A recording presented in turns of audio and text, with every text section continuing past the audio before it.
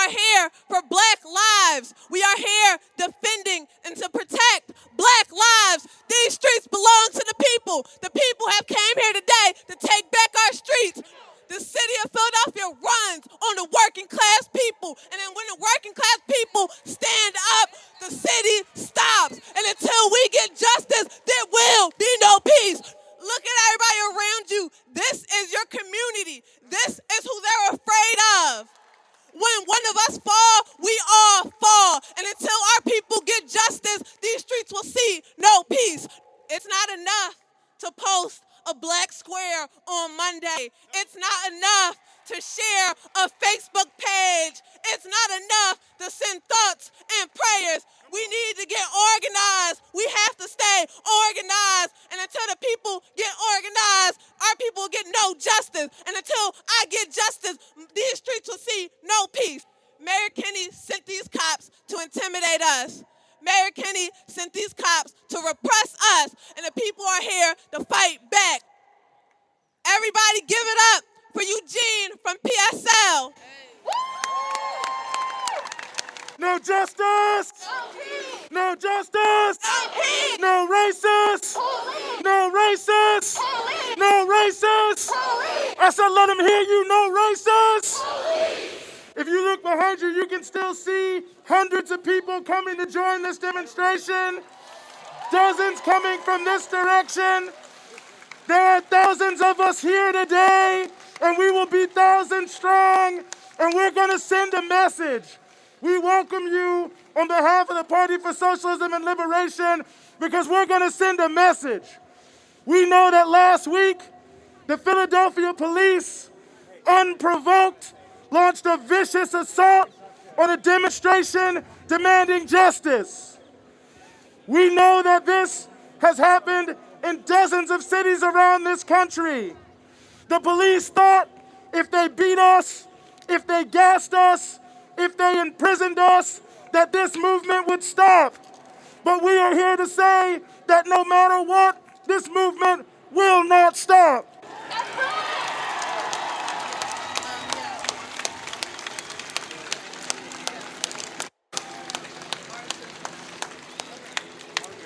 It's not the police who decide where we march or what we do or what's acceptable, because they are the ones who are causing the violence.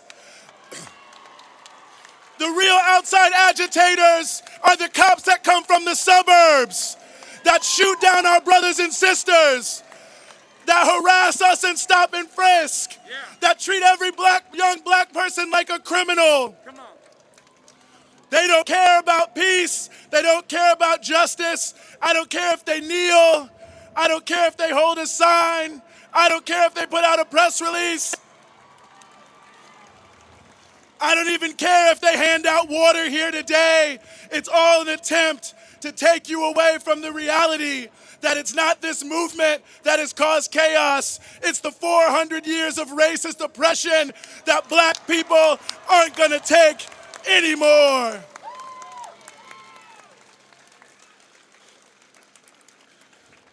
You know, they always say, well, it's just a few bad apples. And I always wonder when people say that if they just have never heard the whole thing. Because, well, I'm originally a country boy, and I know the quote, it's one bad apple spoils the whole bunch. It's not just one. Every single one of them is rotten, and rotten to the core. If you would stand alongside someone who would murder someone in the street for no reason, you are just as rotten. You are just as complicit. You are just as responsible. And if you're one of these black cops that says, well, I know what it is, well, then why are you doing what you're doing? You're doubly complicit because you know it's wrong. So we aren't going to allow any of these fake side issues to stop us from what we need. Justice for George Floyd. Justice for Breonna Taylor. Justice for all victims of police murder. But we also know it goes deeper than that. That this is systemic. And when we say systemic, people say, well, what does that mean? Well, just think about it like this. The police allegedly are supposed to make sure that people follow the law. But what is the law? Who makes the law? Are the laws just? Are the laws just? Are the laws just? So just right there, you know, if they're designed to enforce the law, they are designed to enforce injustice. It's not a bug, it's a feature. It's not a problem, it's working the way it's supposed to.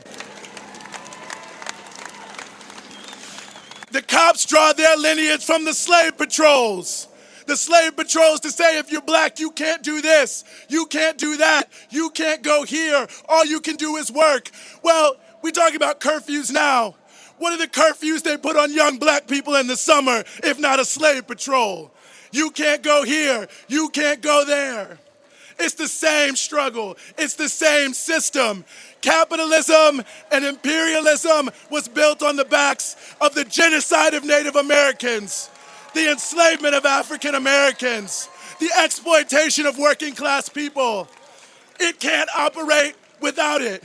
They said, we'll give you a black president, and Ferguson had to erupt under a black president because it doesn't matter what color the face in the high place. If the system remains the same, the system remains unjust.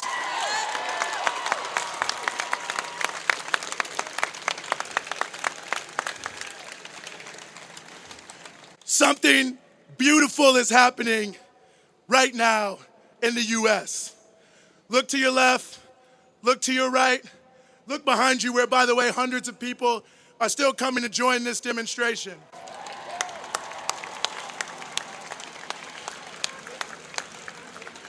People came out on the streets and said they wouldn't take it anymore, so they charged the cop. People came out in the streets, and every brand is cynical. We know they don't want to lose customers, but every brand in the country is scrambling to act like they are with us. It wasn't voting, no disrespect, but it was the power of the people that made every single elite institution in this country acknowledge the justice of what we are doing. Everybody loves to look back, and they love to talk about things that happened in the past and how we have to be like them.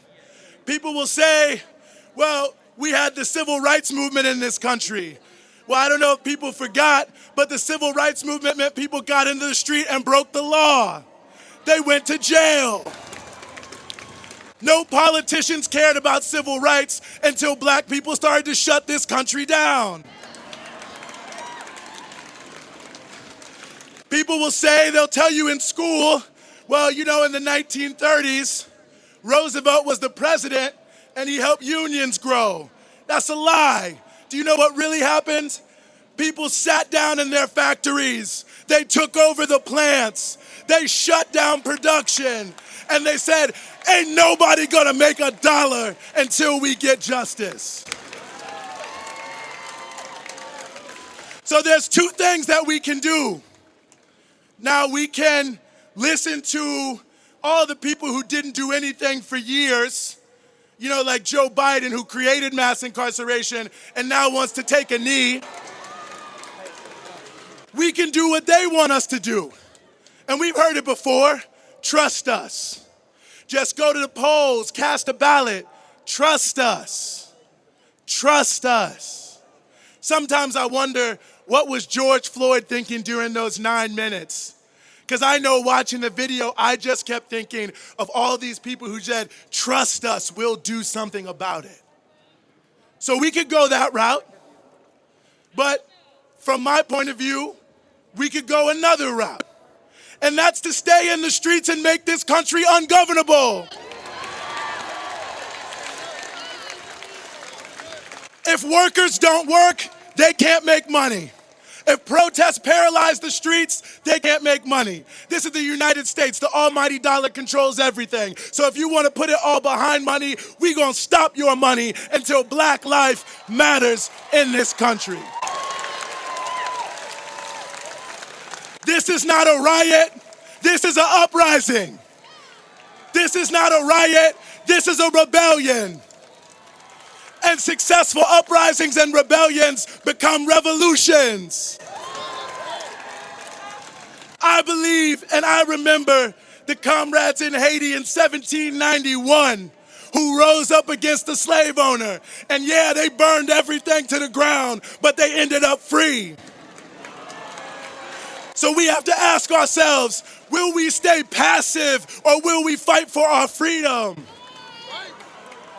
Will we fight? Will we fight?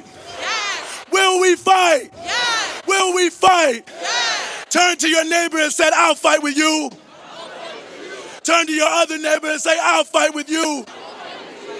And now say all together that we're going to stay together and we're going to fight until everybody is free.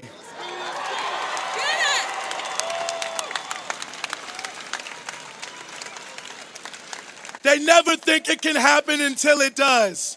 Let them laugh at us. Let them ridicule us. Let them yell, get a job. Let them say whatever they want to say. We are an unstoppable force that will bring this capitalist system to its knees, that will put people over profit, that will fight for socialism in this country.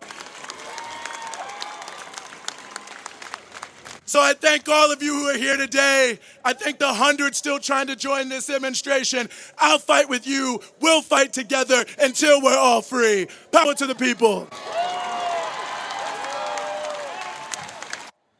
No justice! No justice! No justice!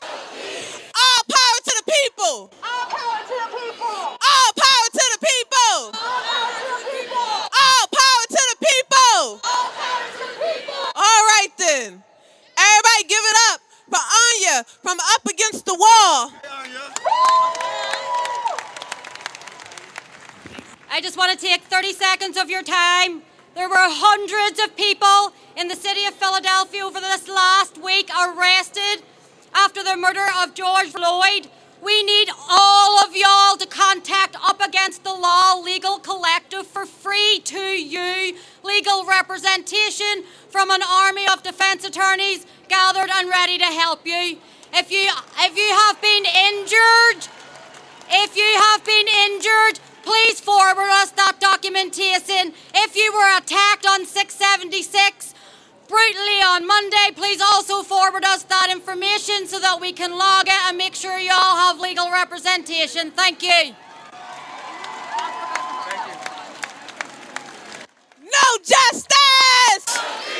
No justice!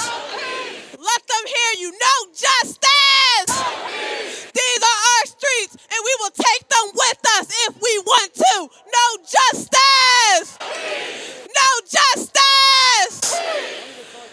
Everybody, channel that same energy. Keep that same energy. Stay angry. Stay focused. No justice! No justice! Give it up for Adriana from Reclaim Philly. All power to the people. All power to the people. All power to the people. All power to the people. My name is Abriana. I am the mass liberation organizer with Reclaim Philadelphia. The murder of George Floyd was the spark that made a lot of you in this crowd realize that black people are not safe and are actually a constant target of violence in this country. You only just scratched the surface of what black folks have known to be true and have been trying to tell you for generations. With so many new people suddenly participating in collective resistance, I am not surprised to see conflicting messages, demands, and approaches. But let me be clear. We will not be satisfied just by seeing the 4 officers responsible for Floyd's death behind bars. And we are not here today to ask for weak reforms like changing the types of training cops receive and policy describing when it is and isn't okay to shoot. That will not stop them from killing us. We are here to fight for the abolition of surveillance, policing, and imprisonment.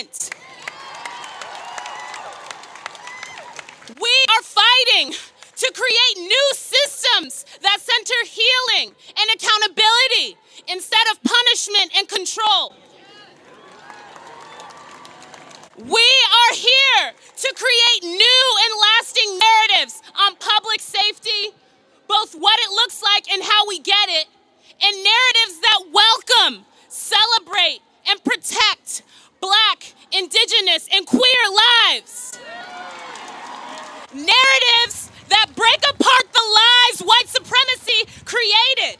Lies about which lives have value. Now, I want to break some things down for you so you understand what Reclaim and so many other organizations are fighting for. The problem isn't just a few bad cops. The problem is that every institution in this country, every institution, is built around white supremacy. It's the cops, prosecutors, and judges that keep jails, prisons, and detention centers full.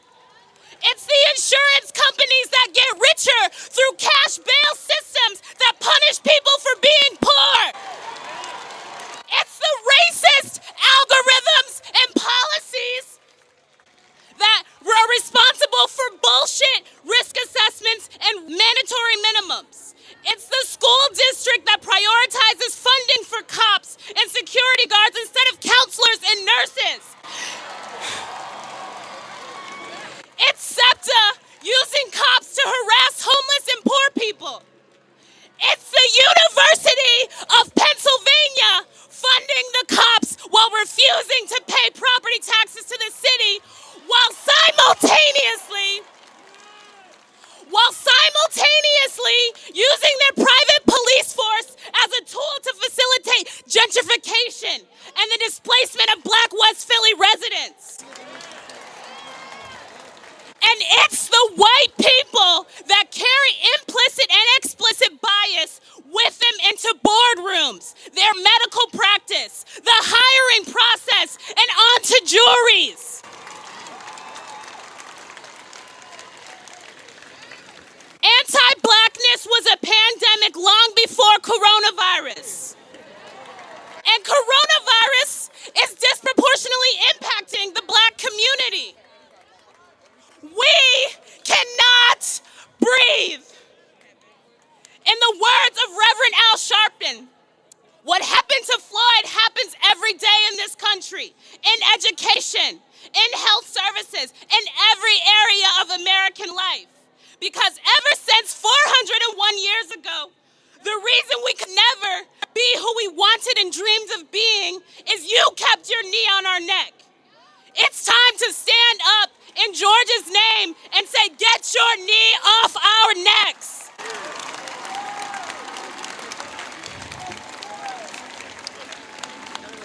In our pursuit for abolition, today Reclaim has 5 demands for City Council, District Attorney Larry Krasner, and Mayor Kenny. We want to uplift the work of the Movement for Black Lives, Black Lives Matter Philly, and Philly Black Radical Collective. You are our North Star. And I encourage you all to read their full statements online. Right now, Reclaim is calling on our elected officials to 1, protect the right of protesters. Philly police have viciously attacked us over the last week using military equipment and chemical weapons. We demand that no harm come to any protesters. We demand that DA Krasner drop all charges against all our comrades who have been part of this uprising. And we demand that he stop criminalizing protest and rebellion. Number 2, defund the police. Mayor Kenny has proposed an additional $19 million, giving the police department a total budget of over $760 million next year. We demand that City Council vote no on the proposed police budget and instead reduce their budget by at least 10%. Our communities need safe and affordable housing, harm reduction services, healthcare, libraries, childcare, and food. And $76 million taken from the police budget could certainly get us these resources. We call on City Council to pass a budget for the people. Council President Clark, we are looking at you for leadership. For information on how to contact City Council, follow Philly Re-Rise on social media. Number 3, give control to the community. We call on Mayor Kenny to abolish the Fraternal Order of Police and the Police Advisory Commission. We need direct democratic control of police to ensure that communities most harmed by destructive policing have the power to hire and fire officers, determine disciplinary action, control budgets and policies, to subpoena relevant agency information. Anything less will guarantee police will continue to commit atrocities without being held accountable.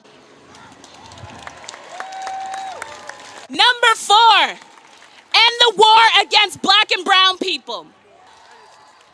Since this country's inception, there have been named and unnamed wars on our communities. We demand an end to the criminalization, incarceration, and killing of our people. This includes the removal of police from schools, an end to the use of past criminal history to determine eligibility for housing, education, licenses, voting, loans, employment, and other services. An end to the mass surveillance of black communities. An end to the use of technologies that criminalize and target our communities. An end to the separation of black families through the forcible removal of our children by Department of Human Services. And an end to the city's interaction with ICE. Number 5, free our people and stop the spread of COVID-19. The conditions inside jails, prisons, and detention centers have always violated human rights, but the current conditions are far worse. We demand the immediate release of all vulnerable people currently incarcerated. We have confirmed reports that our brothers and sisters on State Road here in Philadelphia have had to make masks out of bed sheets, and they don't even have soap. They don't even have soap right now, y'all. They are being confined to their cells for 23 hours, sometimes all damn day. Solitary confinement is inhumane. The inaction of Mayor Kenny and Governor Wolf is basically a death sentence for those who are not eligible for release and don't have any means to protect themselves from contracting coronavirus. Call Governor Wolf, call Mayor Kenny, urge them to protect those currently incarcerated and commit to freeing our people. None of us are free until all of us are free. While these demands are a start, they are not a complete roadmap to abolition.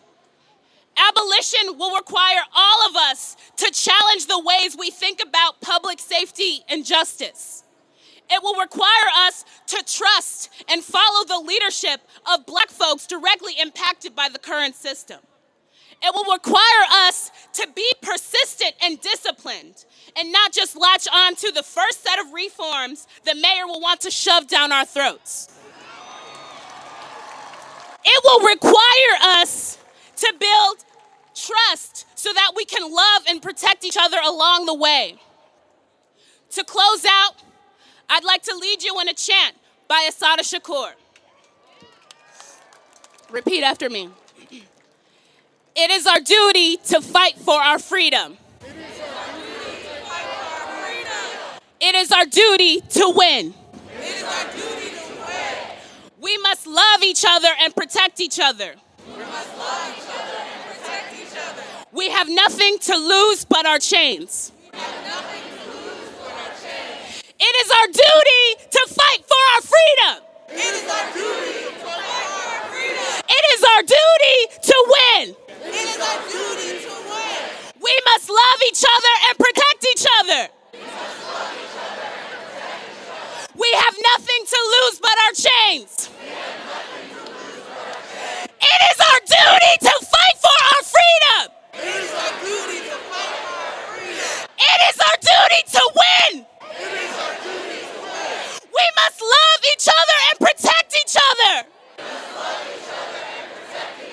We have nothing to lose but our chains. Peace. No justice! No justice! Give it up for Michael.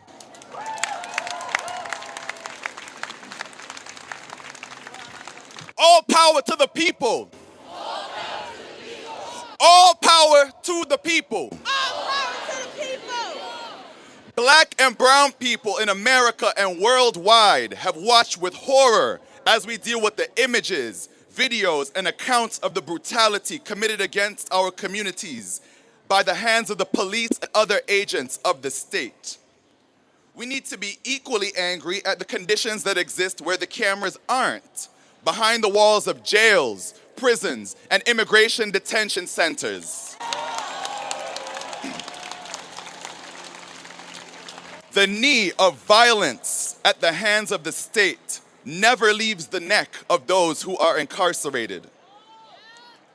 They face circumstances so debilitating, it creates mental and physical health problems that can be lifelong. Even after release from a physical cell, being barred from getting a job, an education, or even public assistance and health care extends their sentence years after their release. While reform is important to help improve circumstances for people as soon as possible, we must not fall into the fallacy that solely reforms are going to bring about justice.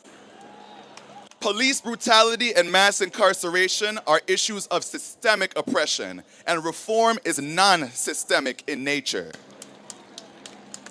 We don't need more prayers or more legislation that falls flat on its face because it operates within an inherently white supremacist system. We need to abolish prisons and police, period. Now, this is obviously easier said than done and will require us as a society to destroy our ideas about carcerality being a tool of safety. Nothing of the sort will happen overnight, so we will continue to fight to free as many people as we can and improve conditions for those that we cannot free. Free the people. But we must always have abolition as the underpinning of any anti-carceral work. If we can begin to imagine mental health, trauma-informed crisis intervention, and restorative justice as just some of the underpinnings of how we define public safety, we can start to conceptualize what a world without police and prisons would look like.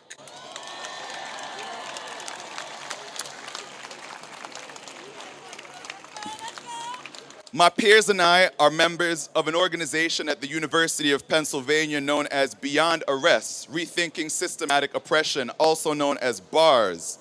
And we try to engage in these conversations and figure out how to use the resources afforded to us as Penn students to get people to engage in dialogues about mass incarceration.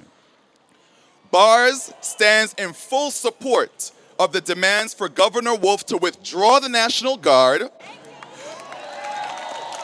Mayor Kenney and the City Council to defund and demilitarize the police, and last but certainly not least, for Police Commissioner Outlaw to resign effective immediately.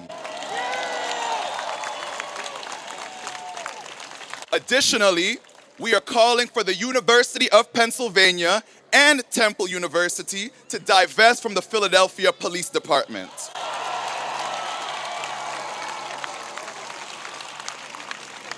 A group of students on both campuses have gotten together and made petitions, so we're going to ask that if you are able, you go to our social media, Beyond Arrest, on Twitter, Instagram, and Facebook, and sign this petition. We also have resources available for how you can support the cause of ending mass incarceration and the ongoing protests throughout the country. Thank you to all the organizers for your physical and emotional labor, and to all of you for showing up. All power to the people.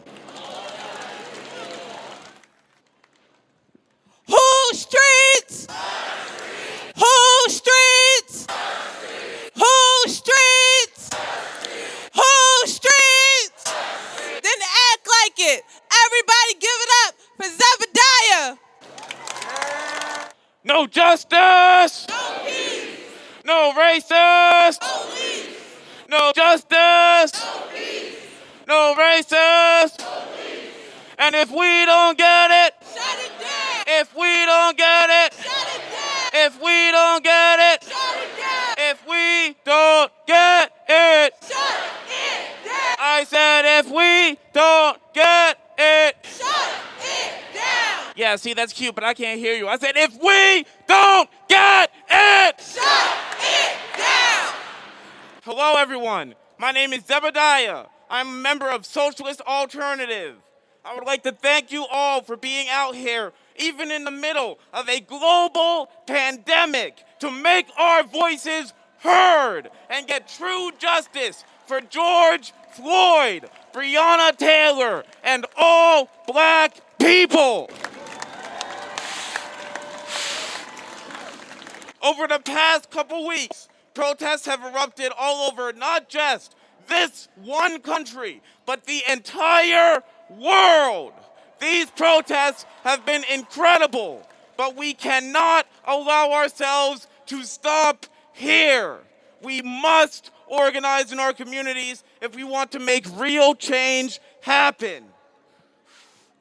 While jailing 4 killer cops is a good first step, what we are up against is far more than a few Minneapolis Police Department officers. We are up against a worldwide system of oppression and exploitation that values the lives of the some higher than others.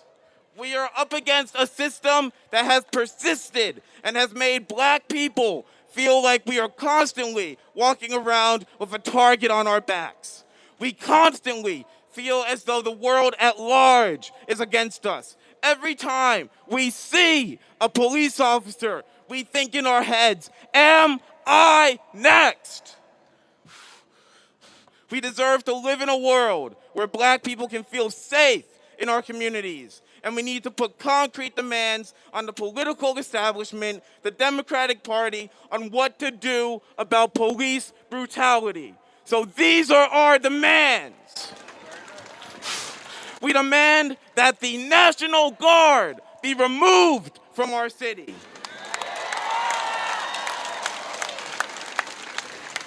We demand that the police department be defunded and that the money be reallocated to fund social services and green infrastructure.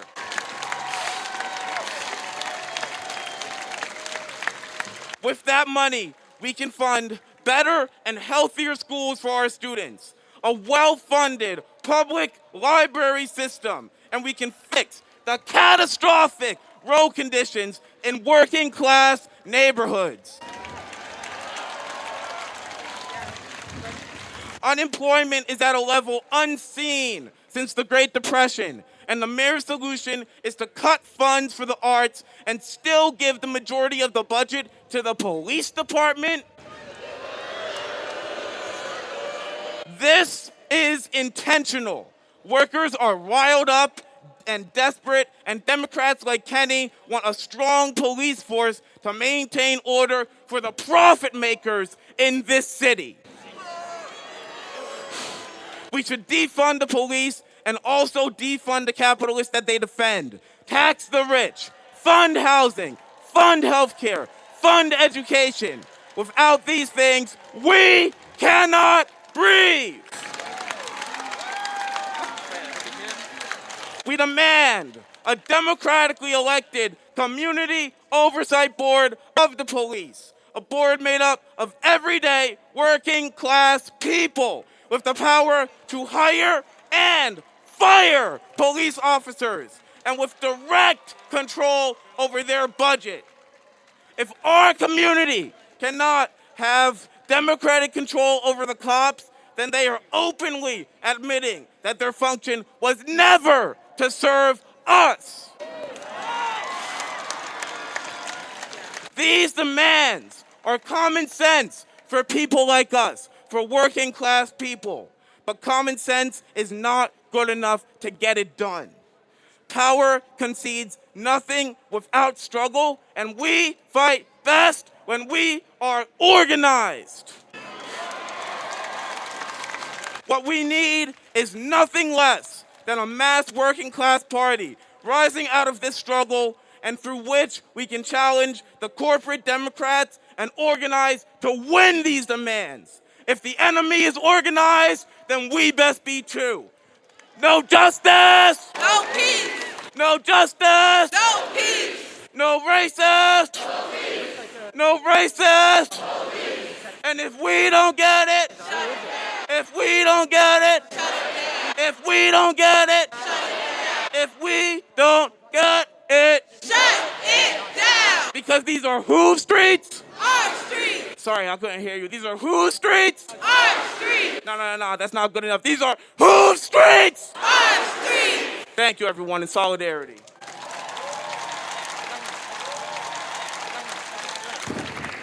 If we don't get it, if we don't get it, if he don't get it, if she don't get it, no justice! Give it up for Ishmael! Yo, what's going on, y'all? It's beautiful to see everybody out here today in this hot weather. First thing I want to say is that I'm a teacher in the school district of Philadelphia.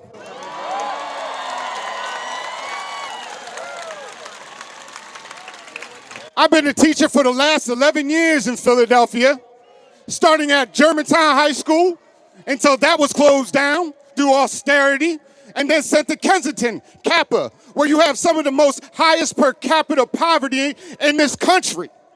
And this is where I teach.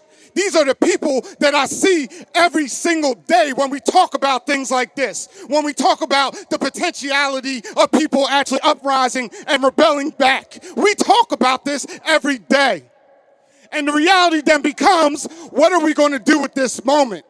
I hear a lot of people say, well, you know, race, we just need to get over that and then we can deal with class. And then I hear people say, oh, class, all we need to do is just get together and class struggle. The reality is that race is tied to class. And if we don't attack both with as much vigor and fortitude, that the whole thing will collapse upon us, squish us in beneath. And that's the reality. When I look at a kid and he tells me I want to run for president when I grow up, I look at that kid and be like, president of this?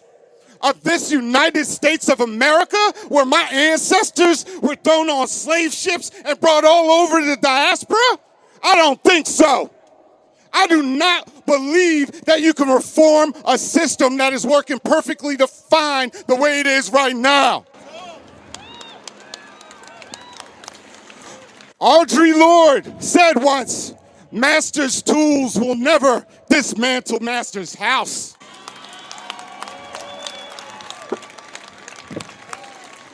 We have to really start studying, start thinking, and understand the history of the land that we stand on. Number one, this is stolen land. That's obvious.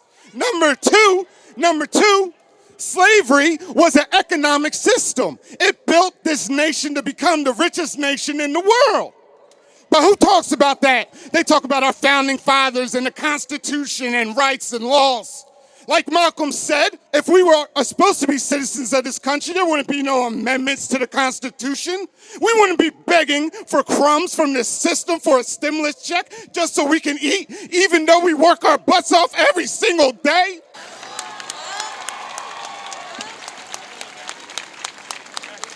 And see, at that point, At that point, we start to realize that this struggle is not only encapsulated within this moment, but it's on and it's tied to a longer struggle that all of us are tied to. And until we start getting together and realizing that we put a corporate puppet in office, we're asking for the same thing for a fascist corporate puppet in office. And until people wake up and realize that, we're going to be like a hamster in the wheel, continually begging and going and begging.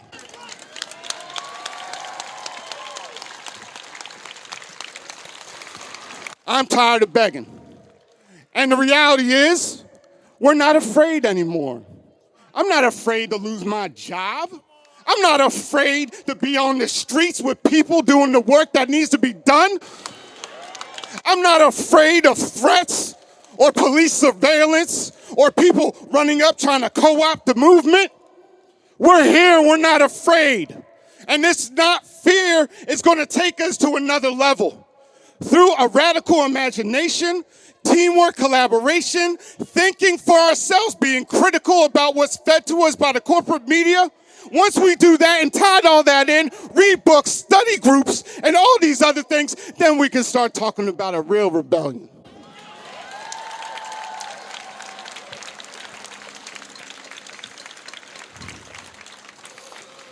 So when I step in that classroom, hopefully, when I step in that classroom in September, and when I speak to this moment, it's going to be bigger than when I spoke about the moment with Mike Brown.